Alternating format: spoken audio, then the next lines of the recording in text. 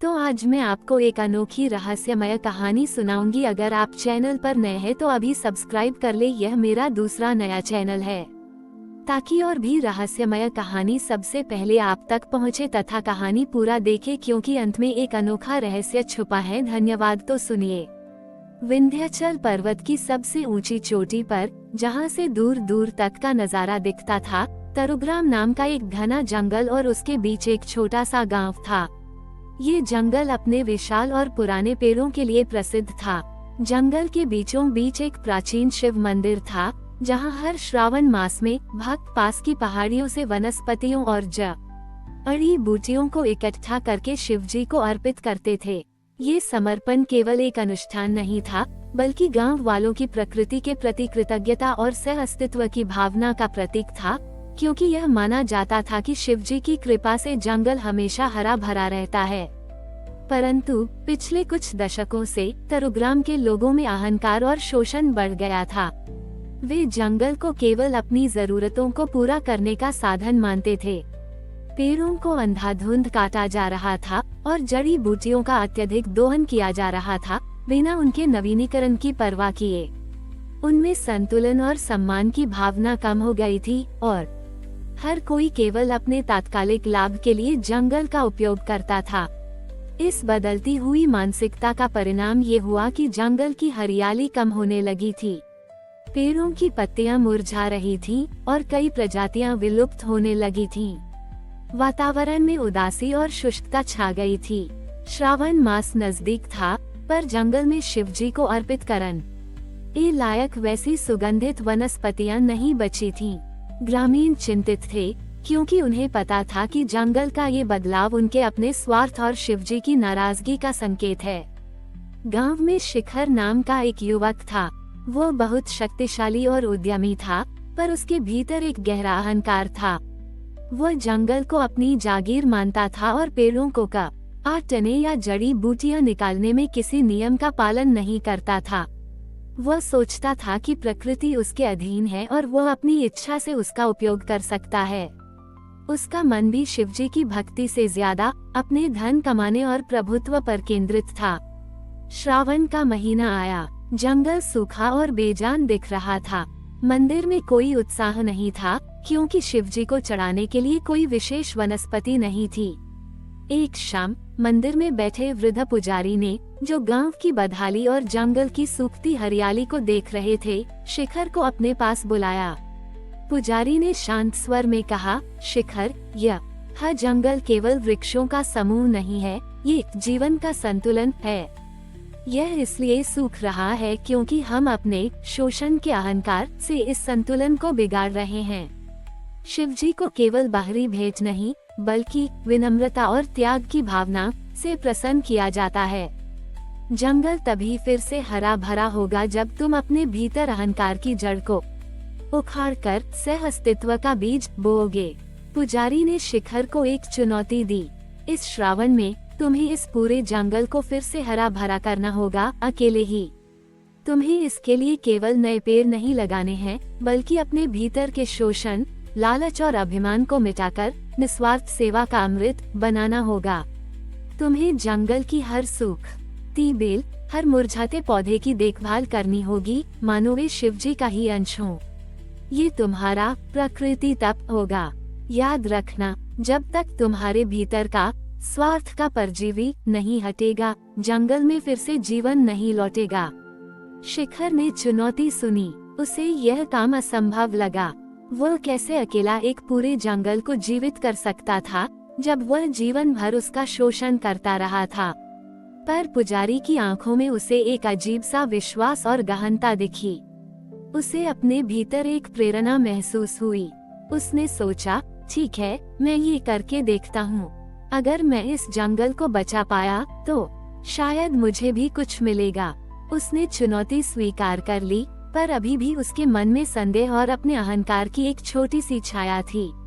शिखर ने चुनौती स्वीकार तो कर ली, पर अभी भी उसके मन में संदेह और अपने अहंकार की एक छोटी सी छाया थी। अगले ही दिन से उसने जंगल को हरा भरा करने का काम शुरू कर दिया। यह एक विशाल कार्य था। उसे पेड़ों के आसपास की मिट्टी साफ करनी थी, सूखी शाखाएं हटानी थीं और दूर दूर से पानी लाकर पौधों को सींचना था। जंगल के भीतर जंगली झाड़ियां और विषैले कीड़े थे, पर उसने हार नहीं मानी। उसे यह बहुत कठिन लगा। उसका शरीर दुखने लगा और अहंकार हर पल उसे त्यागने के लिए उकसाता। उसे एहसास हुआ कि जो प्रकृति उसे केवल देने वाली लगती थी, वही अब उससे निस्वार्थ सेवा मांग रही थी। उसका शोषणकारी स्वभाव ही उसके भीतर अशांति का कारण था। धीरे धीरे जैसे जैसे शिखर हर दिन निस्वार्थ भाव से जंगल की सेवा करता गया, उसे केवल शारीरिक श्रम ही नहीं बल्कि एक आंतरिक बदलाव भी महसूस हुआ। हर सूखी पत्ती को हटाते हुए उसे लगा जैसे वो अपने मन के भीतर से अहंकार और शोषण को भी हटा रहा हो। उसका ध्यान अब जंगल से मिलने वाले लाभ पर नहीं बल्कि प्रत्येक पौध, एक जीवन और उसके विनम्र अस्तित्व पर केंद्रित हो गया था। ये जंगल केवल लकड़ी का स्रोत नहीं था, यह उसके आंतरिक संतुलन का प्रतीक बन रहा था, शिवजी को अर्पित एक तपस्या। वो अब किसी को कुछ साबित करने के लिए काम नहीं कर रहा था, बल्कि अपने भीतर की शांति और उस पुराने कृतज्ञता भाव को वापस लाने के लिए कर रहा था। श्रावण का अंतिम सप्ताह चल रहा था। जंगल अभी भी पूरी तरह से जीवन में नहीं लौटा था और गांव में निराशा गहरी थी। शिखर लगभग थककर चूर हो चुका था। एक शाम जब वो एक सूखती हुई बेल को सहारा दे रहा था, तो उसने देखा कि एक छोटी सी चींटी एक सूखे पत्ते को अपने बिल में ले जा रही थी, जो शायद उसके भोजन के काम आएगा। उस नन्ही चींटी के अथक प्रयास और प्रकृति के सहज जीवन चक्र को देखते ही शिखर के भीतर एक नई ऊर्जा का संचार हुआ। उसे लगा जैसे ये चींटी ही उसे विनम्रता और सह अस्तित्व का संदेश दे रही है। उसने अपनी अंतिम शक्ति से जंगल के उन कोनों की भी देखभाल की जहां जाना सबसे मुश्किल था, इस बार किसी दिखावे के लिए न ही बल्कि केवल निस्वार्थ प्रेम और समर्पण के भाव से। श्रावण के अंतिम सोमवार की सुबह थी। शिखर ने अपनी पूरी शक्ति लगाकर जंगल की अंतिम बची हुई सूखी जगहों को भी सींचा। वह थक चुका था, पर उसके चेहरे पर एक अद्भुत शांति और संतोष था। जंगल अभी भी पहले जैसा घना नहीं दिख रहा था। जैसे ही सुबह की पहली किरण उस जंगल पर पड़ी, एक अद्भुत चमत्कार हुआ। जंगल के पेड़ जो मुरझाए दिख रहे थे, अचानक नई चमकदार हरी पत्तियों से भर गए। उनकी शाखाएं जीवन से लबालब हो गईं और वृक्षों पर दुर्लभ फूल खिलने लगे। जंगल से एक ऐसी ताजी और जीवनदायिनी सुगंध आने लगी जिसने पूरे गांव को भर दिया। हर जगह नई बेलें उगाई और पक्षी फिर से चहचह आने लगे, मानो जंगल शिवजी के आशीर्वाद से फिर से जी उठा हो। गांव वाले जो मंदिर में पूजा के लिए इकट्ठा हो रहे थे, उस अद्भुत दृश्य और अलौकिक सुगंध से हैरान रह गए। उन्होंने देखा कि शिखर ने अकेले ही उस विशाल जंगल को फिर से हरा भरा कर दिया था। वे दौड़े दौड़े जंगल के पास आए और अपनी आंखों से उस पर फैली यह हरियाली और फूलों को देखा। उनकी आंखों में आंसू थे, पर इस बार पश्चाताप और कृतज्ञता के आंसू थे। उन्हें अपनी स्वार्थपरता और शिखर के प्रति अपने उपेक्षा भरे व्यवहार पर बहुत शर्मिंदगी महसूस हुई। उन्हें एहसास हुआ कि शिवजी ने उन्हें केवल हरियाली ही नहीं दी थी, बल्कि निस्वार्थ सेवा, विनम्रता और प्रकृति के प्रति सम्मान का महत्व भी सिखाया था। शिखर जो कभी अहंकारी और शोषणकारी था, अब तरुग्राम के लिए एक प्रेरणा और सच्चा वनपाल बन गया।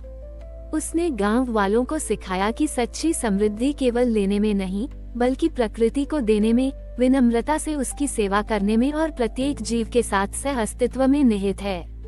तरुग्राम अब एक बार फिर अपनी हरियाली और आपसी प्रेम के लिए जाना जाने लगा, क्योंकि वहां अब त्याग और सम्मान का निरंतर प्रवाह था।